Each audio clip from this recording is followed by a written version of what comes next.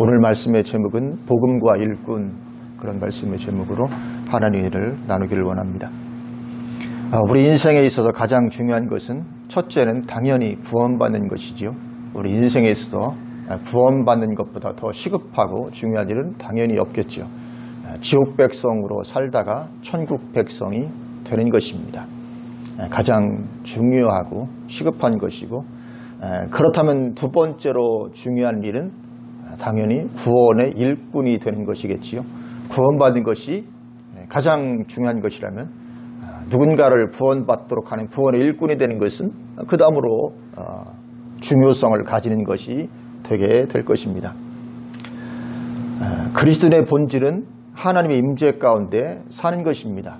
그것이 우리의 본질입니다. 왜냐하면 하나님께서 그 일을 위해서 우리 인간을 지으셨기 때문에 하나님의 임재 가운데 사는 것이 우리 인생의 그리스도인의 본질이 되는 것입니다.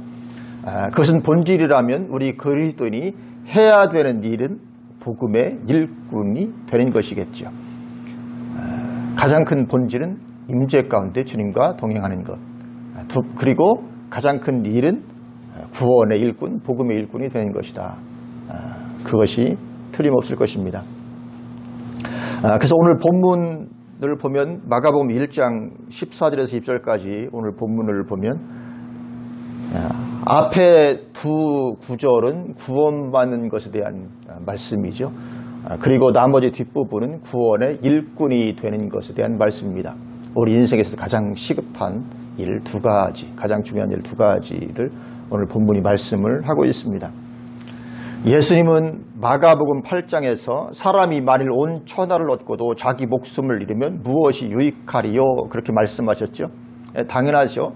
온 천하를 얻어서 내가 떵떵거리며 모든 권세와 부귀를 누리며 행한다 할지라도 지옥에 떨어지게 되었다면 그 짧은 인생의 영화가 무슨 유익이 되겠습니까? 도리어 오히려 그때를 돌아보면서 저주하게 될지 모릅니다. 차라리 내가 그때 그런 권세와 축복을 누리지 않았더라면 더 좋았을 것을. 부자가 천국 들어가는 것이 낙타가 바늘게 들어가는 것보다 더 어렵다고 하셨으니까 혹시라도 내가 어려움 가운데 있었더라면 예수 믿고 구원 받았을지도 모르는데 그렇게 생각하게 될 것입니다. 그래서 온 천하를 얻는 그 삶을 오히려 나중에는 저주하게 될지도 모르는 것입니다. 주님은 그러면서 누구든지 자기 목숨을 구원하고자 하면 잃을 것이요 누구든지 나와 목숨을 위하여 자기 목숨을 잃으면 구원하리라 그렇게 말씀을 하셨죠. 그러니까 나와 복음을 위하여, 그러니까 예수님과 복음을 위해서 목숨을 거는 삶이 목숨을 얻게 만들어줄 것이다 그렇게 말씀을 하고 있습니다. 예수님과 복음을 위하여 목숨을 거는 삶, 최고의 축복되는 삶입니다. 그 삶에 있으면 자기 목숨을 구원하게 될 것이다. 우리가 이 주님의 음성을 듣고 주님과 복음을 위해서 우리 목숨을 거는 그런 삶이 될 수 있기를 주님의 이름으로 축원을 드립니다. 오늘 본문을 보면 요한이 잡혔다 그렇게 말씀을 하죠. 14절 보면 요한이 잡힌 후 예수께서 갈릴리에 오셔서 하나님의 복음을 전파하여, 요한이 붙잡혔습니다. 이때 요한의 나이가 몇 살입니까? 30살 정도밖에 되지 않았죠. 아주 젊은 나이에 붙잡히게 되고 그리고는 그는 곧 죽게 됩니다. 그래서 우리가 이 침례 요한을 돌아볼 때 그는 복음을 위해서 자기 목숨을 다 드린 사람이었던 것을 보게 됩니다. 복음을 위해서 자기 온 삶을 다 드렸다가 짧은 나이에 그냥 세상을 떠나갔습니다. 어떻게 보면 참 안 됐다. 어떻게 30살에 죽니? 참 불쌍하다. 그렇게 생각할지 모르지만 주님은 어떤 평가를 내리십니까? 여자가 낳은 사람 중에 이보다 더 위대한 자가 일어남이 없도다. 오래 사는 것이 중요한 것이 아니죠. 삶의 질입니다. 침례 요한은 비록 짧은 생애를 마감하고 말았지만 그 삶의 질은 가장 최고의 축복된 삶을 살았던, 복음을 위해서, 예수를 위해서 온 삶을 드리고 죽음을 맞이했던 그런 사람이었죠. 요한이 그런 삶을 살았고, 또 우리가 예수님도 보면 예수님도 복음을 외치시다가 십자가를 지셨죠. 복음이 예수님의 전부였다. 그렇게 또 우리가 볼 수 있습니다. 또 오늘 본문의 16절 이하에 보면 제자들이 택함받는 장면이 나오는데 예수님으로부터 택함받았던 이 제자들도 그들의 삶을 보면 복음을 위해 살다가 복음을 위해 죽었습니다. 거의 다가 복음을 위해서 살다 순교를 당했죠. 복음은 그런 것인 줄로 믿습니다. 복음의 가치는 위대한 것입니다. 우리의 온 삶을 다 투자하고 우리의 온 목숨을 투자해도 전혀 아깝지 않은 것이 복음의 가치죠. 그 위대성입니다. 그리고 주님 15절 이렇게 말씀하십니다. 이르시되 때가 찼고 하나님의 나라가 가까이 왔으니 회개하고 복음을 믿으라 하시더라. 이 초청이죠. 회개하고 복음을 믿고 그리고는 하나님의 나라에 들어가자. 하나님 나라 가까이 왔다. 회개하고 복음을 믿고 하나님의 나라에 들어가자. 그렇게 예수님께서 초청을 하고 계십니다.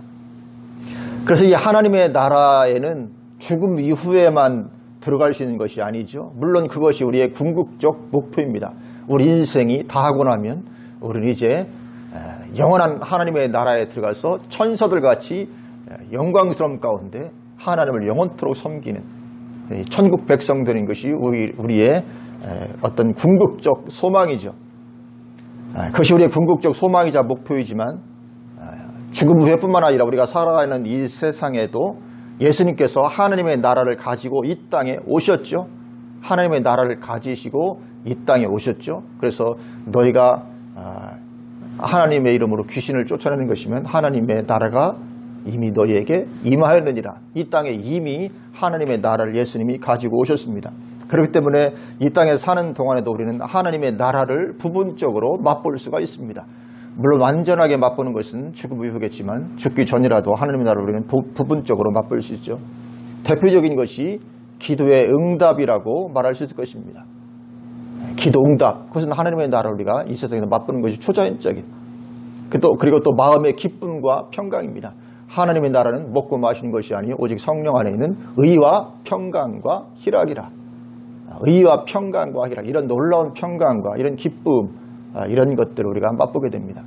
그래서 우리 그리스도인의 본질, 그것은 하나님의 임재 가운데 사는 것이라고 아까 말씀을 드렸는데 우리가 하나님의 임재 가운데 살게 되면 우리는 하나님의 기적들을 경험하게 됩니다. 놀라운 일들이 일어나죠. 잘 안 될 것 같은 일들도 우리가 임재 가운데 주님을 의지하면 놀랍게 그 일이 이루어지게 되고 그런 것들을 우리가 무수히 경험하게 됩니다. 마음에 소망했던 것들이 저 일이 좀 이렇게 됐으면 좋겠는 것 같아요. 그런 것들이 놀랍게 이루어지고 성취되는 것들을 우리가 무수히 경험을 하게 됩니다. 우리가 그런 것들을 기록해 놓지 않고 기억하지 않고 해서 넘어가서 그렇지 그런 것들이 우리 삶 가운데 무수하게 일어나는 것입니다. 하나님의 나라를 미리 우리가 맛보며 살아가는 것이죠. 그리고 복음을 믿어서 하나님 나라의 백성이 되게 되면 우리의 성품도 변화되게 됩니다. 누구나 그렇습니다. 팔복의 사람으로 우리가 성품이 변화되게 됩니다. 성품이 변화되지 않는 그리스도인은 가짜지요. 그건 없습니다. 그럴 수가 없습니다. 예수님을 만나면 자기의 처지를 인식하게 되죠. 자기 처지를 인식하고 그리고 그것을 버리고자 하게 되고 하나님의 은혜가 임하고 그래서 성품이 변화되고 새로워지게 되고 그래서 팔복의 사람을 모습을 닮아가게 됩니다. 그런 변화를 우리가 경험하게 되고 우리가 그렇게 살다가 우리 인생이 다하면 이제 영원한 하나님의 나라에 들어가서 부활의 영광을 누리게 됩니다. 그래서 우리 그리스도인의 삶이 얼마나 소망 넘치는 삶인지 모릅니다.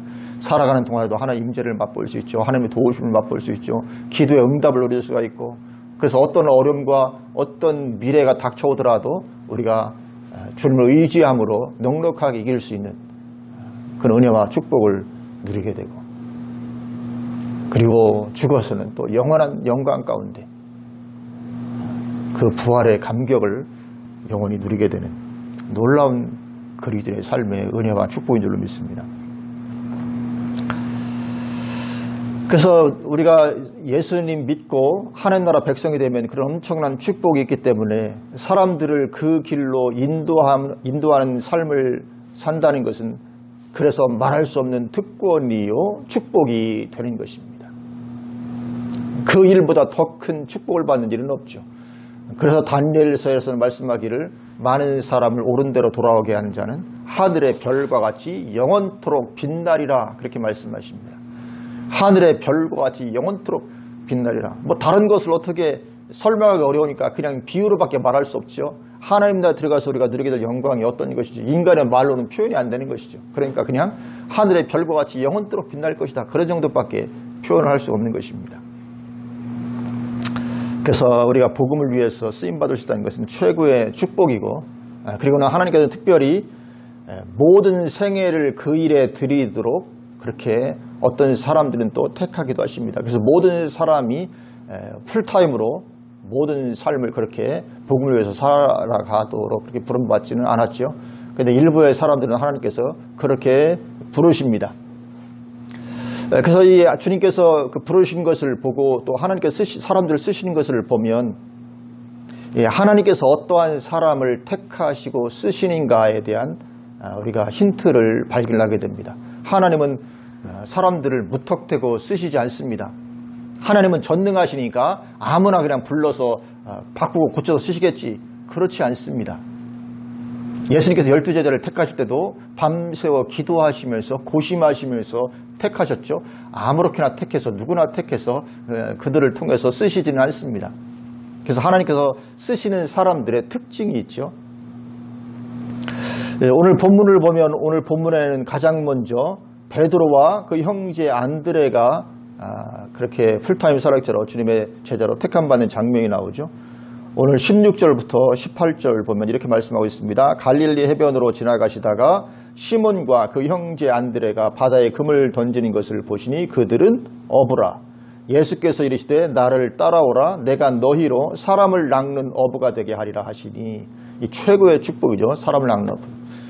곧 그물을 버려두고 따르니라 그렇게 말씀하고 있습니다. 여기 보면 베드로와 안드레가 예수님으로부터 택함을 받고 있는 장면입니다.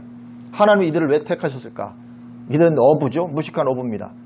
그러면 하나님께서 이들이 무식하였기 때문에 택하셨을까? 하나님은 무식하면 택하시는 그런 분입니까? 그런 하나님이 아니죠. 무식하다고 택하실 하나님은 아니십니다.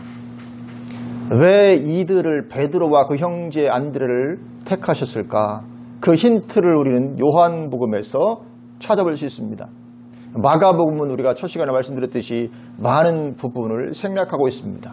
과감하게 많은 부분을 생략하고 있었기 때문에 잘 드러나 있지 않지만, 그래서 오늘 본문도 보면 예수님께서 요한에게 침례를 받으신 후에 바로 갈릴리로 가신 것처럼 그렇게 기록을 하고 있죠. 침례 받은 후에 거기서 하신 일이 아무것도 없고 바로 그냥 갈릴리에 그에게 가신 것으로 되어 있습니다. 특별한 다른 언급이 없습니다. 그리고 바로 갈릴리로 가셨고 거기에서 이제 베드로와 안드레를 만나서 그들을 제자로 부르신 것으로 그렇게 기록이 되어 있습니다.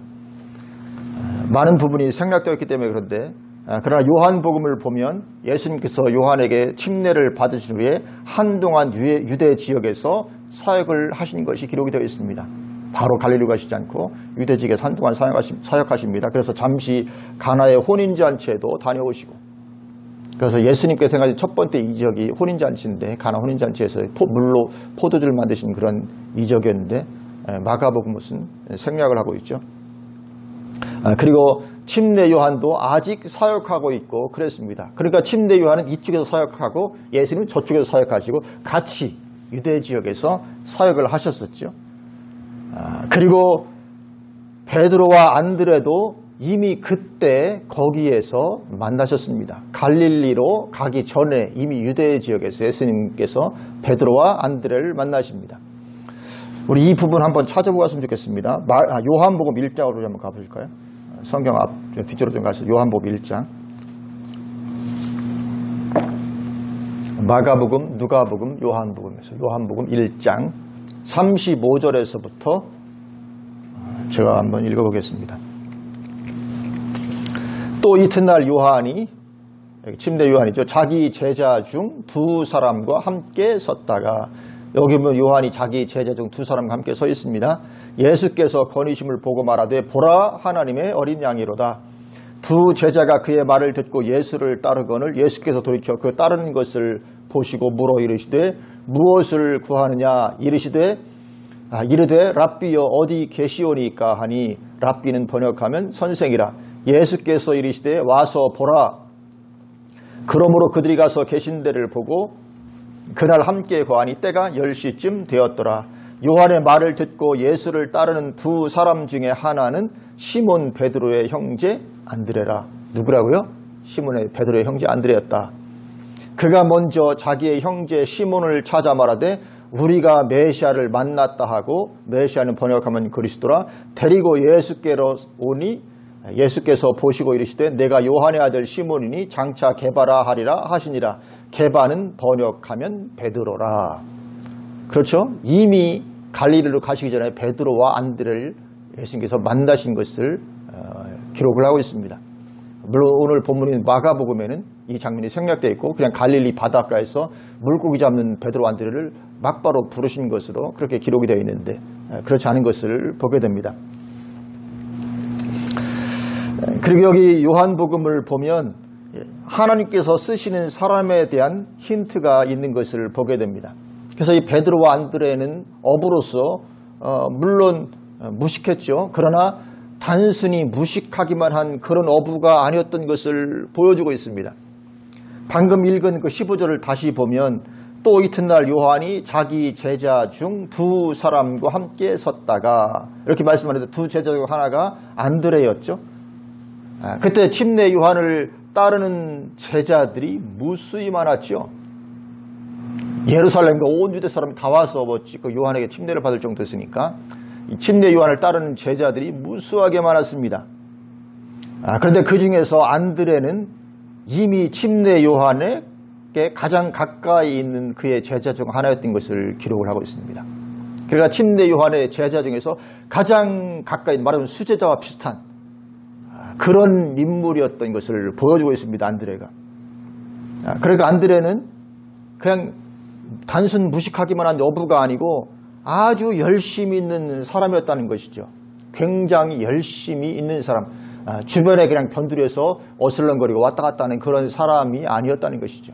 아주 적극적이고 굉장히 열심히 있는 그런 사람이었습니다. 그래서 침례 요한의 제자 중에서도 그냥 그의 가장 가까이에 있을 수 있었던 그런 사람이죠.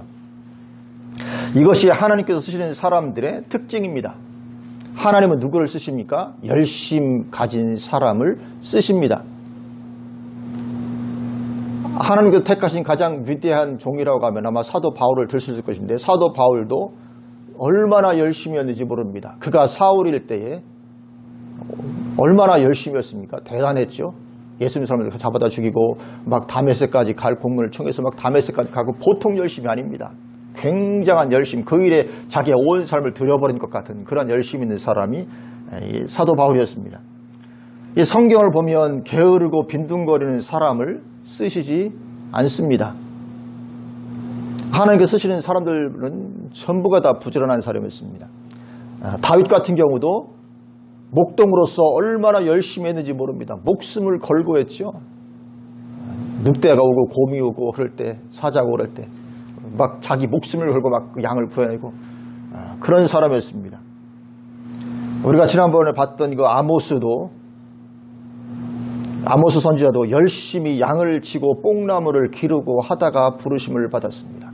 그가 빈둥거리고 놀다 부르심 받은 것이 아니고 자기 삶의 현장에서 그렇게 열심으로, 왜냐하면 내가 하는 일이 뽕나무를 기르고 양을 치는 일이기 때문에 그 일에 최선을 다해서 하고 있었습니다.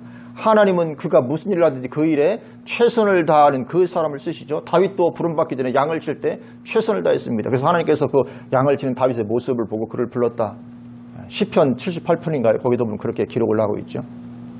자기 일에 온 열의를 다해서 최선을 다해서 하는 사람, 그 사람을 하나님은 불러 쓰십니다. 그래서 지금 자기가 하고 있는 일, 맡은 일에 빈둥거리는 사람을 하나님은 쓰시지 않으시는 거죠. 기드온 같은 경우도 기드온도 놀다가 부름받지 않았습니다. 목숨 걸고 포도주 틀에서 밀 수확하다 부름받았습니다. 그 밀 수확하다가 걸리면 아주 큰 곤욕을 당할 수 있는데 거기서 이렇게 목숨을 걸고 밀을 수확하는 거죠. 그렇게 밀을 수확하는 그 가운데에서 하나님께서 그를 부르신 것을 보게 됩니다. 우리가 야곱 같은 경우도 보면 야곱이 외삼촌 라반의 집에서 일할 때 그가 어떤 고백을 했냐면 내가 거기서 일할 때 눈 붙일 겨를도 없이 내가 일했다. 그렇게 고백하고 있습니다. 이게 얼마나 열심히 일했는지 모릅니다. 외삼촌 양이니까 뭐 대강하지. 그렇지 않냐고 눈 붙일 겨를도 없이 그렇게 최선을 다해서 열심으로 그렇게 일을 했다. 그렇게 고백을 하고 있습니다. 성경에 나오는 인물들의 특징이 그러합니다. 근데 이것은 성경 시대뿐만 아니라 오늘날에도 하나님께서 귀하게 쓰시는 사람들의 특징입니다. 오늘날도 크게 쓰임받은 사람들을 보면 다 같이 대단히 부지런하고 대단히 열심히 있는 그런 사람들이었습니다. 좀 게으르고 태만하고 이런 사람을 하나님께서 붙잡고 쓰시는 경우가 없습니다. 어쩌면 이단에 빠진 사람은 고쳐서라도 쓸 수 있죠. 그러나 천성이 게으른 사람은 하나님은 그를 고쳐서 쓰시지도 못하는 거죠. 이단에 빠진 사람은 그 열심히 있잖아요. 그렇죠? 굉장히 열심히 있어도 방향을 딱 바꿔놓으면 그러면 다시 주님을 위해서 열심히 일할 수 있는 사람이 됩니다. 사도 바울처럼.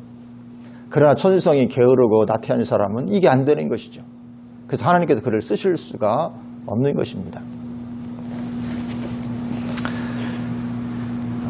그리고 오늘 본문을 보면 본문 마가복음 1장을 다시 보면 거기 또 베드로와 안드레에 이어서 요한과 야고보도 부름을 받는데 역시 마찬가지로 열심히 일하는 그 현장에서 부름을 받게 되죠.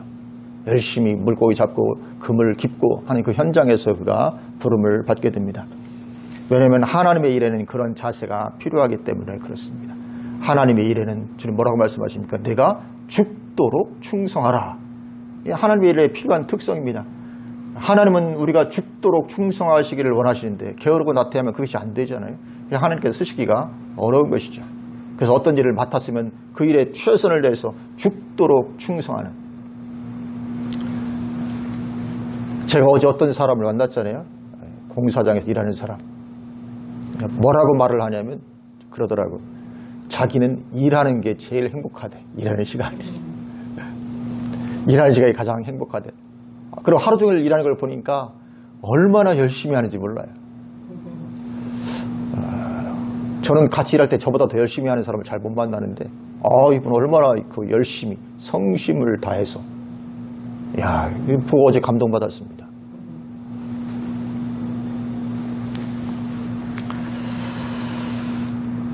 그래서 죽도록 충성하라고 주님 말씀하시고 또 내가 작은 일에 충성하였으니 큰 것을 내가 너에게 맡기리라 그렇게 말씀하셨잖아요. 그래가 주님은 우리가 이 작은 일, 사소한 일 어떻게 하나 보고 계시는 하나님이십니다. 근데 대부분의 사람들은 큰 일은 열심히 하려고 하는 것 같은데 작은 일은 그냥 무시해버리고 말죠. 대충 해버리고 말죠. 그러나 하나님은 그것을 보십니다. 죽도록 충성하라. 그 일이 큰 일이든지 작은 일이든지. 그래 작은 일에 죽도록 충성하는 것을 보면 하나님은 그 사람을 들어서 큰 일을 맡기시죠. 양치는 일에 충성하는 다윗을 보시고는 너 보니까 내 백성을 맡겨도 되겠구나. 그래서 그를 불러서 이스라엘 백성 전체를 맡기십니다. 시편에 그렇게 기록이 되어 있는 것을 보게 됩니다.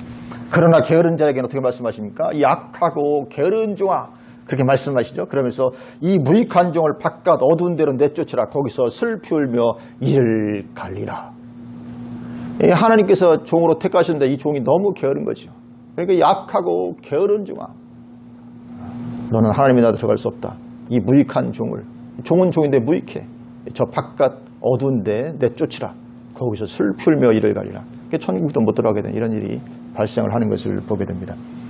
또 예수님께서 어떤 사람을 부르니까 그 사람이 뭐라고 말씀합니까? 예수님 제가 주님 따르겠습니다. 그런데 지금 아버지가 돌아가셨거든요. 아버지 장사를 치른 후에 제가 주님을 따르겠습니다. 그러니까 주님 뭐라고 말씀하시니까 그거는 죽은 자들로 죽은 자를 장사하게 버려두고 너는 나를 따르라. 쟁기를 잡고 뒤를 돌아다보는 자는 하나님의 나라에 합당치 아니하니라. 그렇게 말씀하십니다. 그러니까 어영부영하고 좀 이렇게 그냥 대강 이렇게 하면 안 된다는 거죠. 그건 주님의 제자뿐만 아니라 하나님의 나라에도 들어가지 못할 수 있다. 쟁기를 잡고 뒤를 돌아다보는 사람은 하나님의 나라 합당치 아니하다. 쟁기를 붙잡았으면 앞에 보고 가야지 뒤를 돌아보고 머뭇거리고 저도 모르는데 옛날 분들 쟁기질 했던 분들은 다 아시는 분들 하더라고요. 소의 쟁기질을 할 때 이게 똑바로 잘 갈렸는지 궁금하잖아요. 그래서 쟁기를 하다가 이게 똑바로 잘 갈려다 뒤를 돌아다 보면 그때부터 삐뚤삐뚤 하게 되는 거죠. 쟁기를 잡고 뒤를 돌아보면 그때부터. 그래서 이 분명한 자세와 열심히 있는 신앙생활이 필요하다, 그렇게 말씀을 하는 것입니다. 우리가 분명한 태도와 자세를 가지고 하나님에 대해서, 예수님에 대해서, 하나님에 대해서 분명한 자세, 분명한 태도를 가지고 그리고 열심으로 우리가 신앙생활을 하는 것입니다. 그러면 그런 가운데 당연히 성령의 충만함도 임하게 되죠. 어떻게 성령 충만이 임하지 않겠습니까? 분명히 자세가 분명하고 태도가 똑바르고 하나님의 나라를 위해서 열심을 가지고 신앙생활하면 당연히 그에 따라서 하나님의 성령도 충만함도 임하게 되고 하나님의 임재도 임하게 되고, 그러면 그러한 사람이 위대한 복음의 일꾼이 되게 되는 것이죠. 그래서 우리가 이 전임 사역자로 부름을 받지 않았다 할지라도 우리가 평신도로 살면서도 우리가 이러한 자세를 가지는 것이 대단히 중요하고, 그러면 우리가 살아가는 동안에 하나님 안에서 몇몇 영혼도 구원하면서 하나님의 나라를 확장하면서 주님께 쓰임받으면서 또 하나님의 놀라운 함께 하심도 경험하면서, 그리고 죽으면 하늘의 별과 같이 영원토록 빛나는 위대한 그 영광과 축복에도 들어가는 그런 위대한 우리의 삶이 다 되게 될 줄로 믿습니다. 그래서 자세를 분명히 하는 것입니다. 그리고 열심으로 우리의 길을 달려가는 것입니다. 그런 은혜가 우리에게 임하기를 주님의